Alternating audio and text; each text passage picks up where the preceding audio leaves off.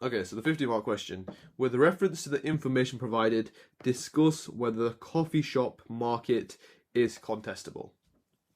Okay, so this is actually a very easy question, and let's go about breaking this down into a step-by-step manner. So, a market being contestable, what characteristics make a market contestable? Now, this isn't something you learn in the spec. It isn't something you learn on a flashcard.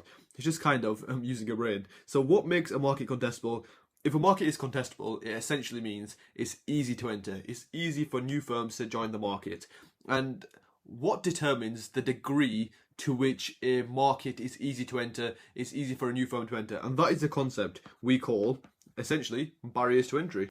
Now, if a market is contestable, of course, one of the characteristics is going to be low barriers to entry. But in the spec, you should learn, and it is one of the flashcards on the You Do Econ website, cheeky plug, but you should learn 4 barriers to entry. Well, there's 4 main barriers to entry, and these 4 barriers to entry is what I'm basing my answer on. And since it's a 50-mark question, pretty much what I'm going to do is one KA paragraph agreeing, so I'm going to agree with that the coffee shop market is contestable, and one paragraph disagreeing that the coffee shop market is not contestable. So the way I'm going to do that is, let's go through the 4 barriers to entry. So number 1 is, of course, legal barriers, and I actually have a full video on this on my channel. I'm pretty sure it was probably uploaded sometime last year, but I 100% do have a video on the different barriers to entry. But yeah, legal barriers. And what are legal barriers? These are more relevant in like tech industries, but things like patents, copyrights and trademark. Then our second barrier to entry is sunk costs. So these are costs that cannot be recovered if a firm leaves the market. Something like training a barista is a sunk cost. Why? Since once they've trained that barista, if they have to leave the market, they can't exactly get that money back. They can't get the money back where they've spent training the barista, maybe sending him to getting someone to coach that barista. That money's never going to be returned, basically. And something like advertising is another example of sunk costs. But then our third barrier to entry, and a big one, and pretty much probably what one of my paragraphs is going to be focused on, is economies of scale. If you remember back to the extract, we talked about in the first question, actually, the 3-firm concentration ratio. I think we worked it out to be about 53%. That shows these large firms, which was Cafe Nero, Costa and Starbucks, I believe, they're going to have massive economies of scale, whereas these smaller independent shops, so with these large economies of scale, they're able to reduce their longer average costs, charge lower prices, therefore they're a lot more competitive than the small firms. These, like we said, there's loads of small independent stores where, of course, they do not have these barriers, they do not have these economies of scale, therefore have higher costs, therefore have to charge higher prices, which reduces their competitiveness relative to the large incumbent the 3 big firms. But then, of course, just thinking again, this is all just from reading the extract.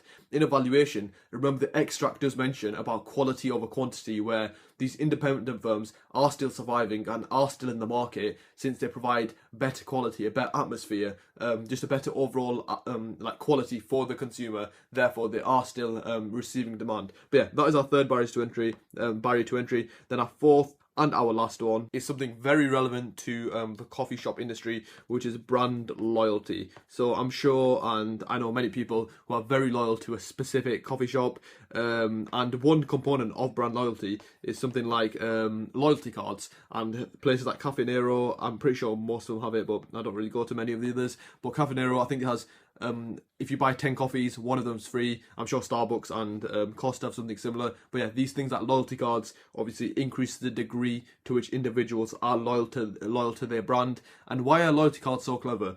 It's firstly keeps consumers coming back, keeps consumers demanding, and then more importantly, it keeps them away from rivals. So it keeps them away from Costa, keeps them away from Starbucks, which is of course exactly what these firms want. Okay, so I'm going to use these 4 barriers to entry to shape my arguments for basically my 4-point and my against point. So my 4-point being the market is contestable, and my against point being that the market is not contestable.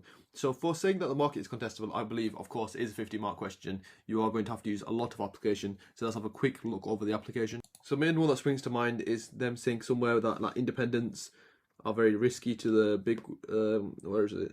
It's somewhere in there. Yeah, so here. Independent coffee shops remain a threat to branded coffee shops. So that, of course, these are small independent shops. They're nowhere near as big as these large incumbent firms. However, they still pose a risk, which 100% does prove the point that this coffee shop market is contestable. And I probably would link this to the barrier to entry of legal barriers, since in the coffee shop market, like I said, it's not really a tech industry. There's not really many trademarks, copyrights, patents. Like you can't trademark a process of making coffee. You can't trademark coffee, essentially. Therefore, that is definitely one thing that makes it more contestable than other markets. For example, a tech industry like entering the Hoover, or like the whatever it's called. I think it's called Hoover. So like Dyson, you can't enter Dyson's in the hoovering industry, as Dyson have massive patents, have massive trademarks over those goods. Whereas coffee industry, one thing that makes it contestable is definitely the legal barriers. And then I guess you could mention sunk costs. But this is totally dependent, as sunk costs could be quite high versus could be quite low. For example, renting shop floor is of course getting cheaper as high streets are doing worse. For example, high street shops are nowhere near as popular, as relevant in the modern day, with of course the expansion of online. Thus, you could argue on one point for your 4 paragraph could definitely be that the sunk costs for coffee shops are lower, since setting up a physical shop is much cheaper. However, you could obviously evaluate that and argue the opposite, saying in the most high footfall locations in popular cities, the rent is still extremely high, thus meaning that sunk cost of this firm joining the market is still very high. And proving that the market is contestable is the harder paragraph, I believe, as the uncontestable side of things. So the against paragraph is a lot easier. And why? Because let's just have a look at figure 1. What does this show? What do we work out? Costa, Starbucks and Cafe Nero, 3 firms, have a concentration ratio of around 53%.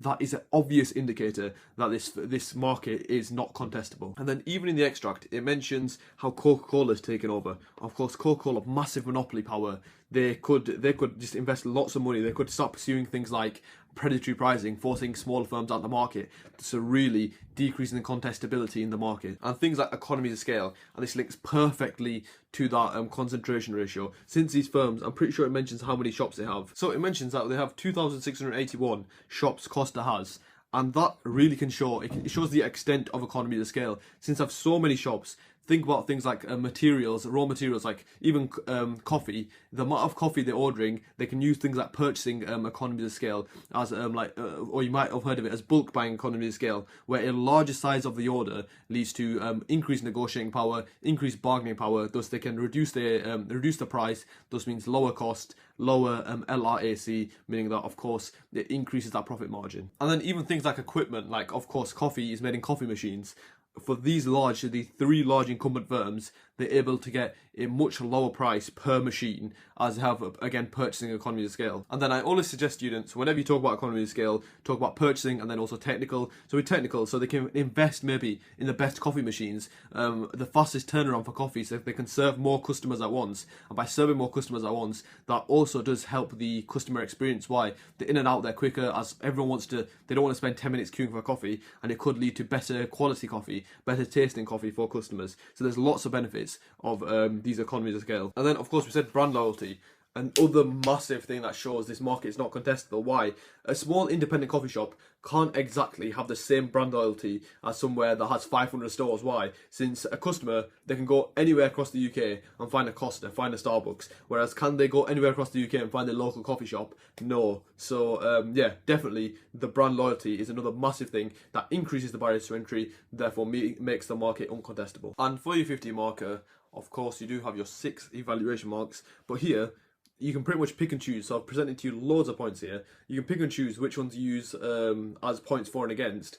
And basically, some of the points you don't use against is really good evaluation for the point for. So both these points work as, so both these paragraphs basically work as evaluation for the other paragraph. So maybe if you haven't mentioned brand loyalty in your against paragraph, you can use that as evaluation for your for paragraph. But yeah, evaluation here should be really easy. And yeah, a really good question and a really good revision for your content knowledge on contestability. And this is what I try to emphasize to students. The reason why in my live classes I try to emphasize content mastery so much and go into deep detail with certain topic areas, certain spec points, is because questions like this, if you don't know what barriers to entry is, even though it's, of course market structures is a massive topic, but barriers to entry is a small spec point in market structures. But if you do not know your barriers to entry in detail, it's going to be extremely difficult for you to get anywhere near 15 marks, and you will probably, without decent detail, limited to somewhere around 7 to maybe 5 to 7 marks, which is of course nowhere near what you need for an A and an A star. So 100%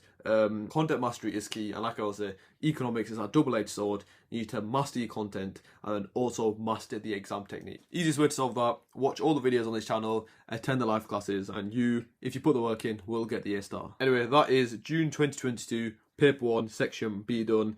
Moving on to section C, and the 25 mark questions.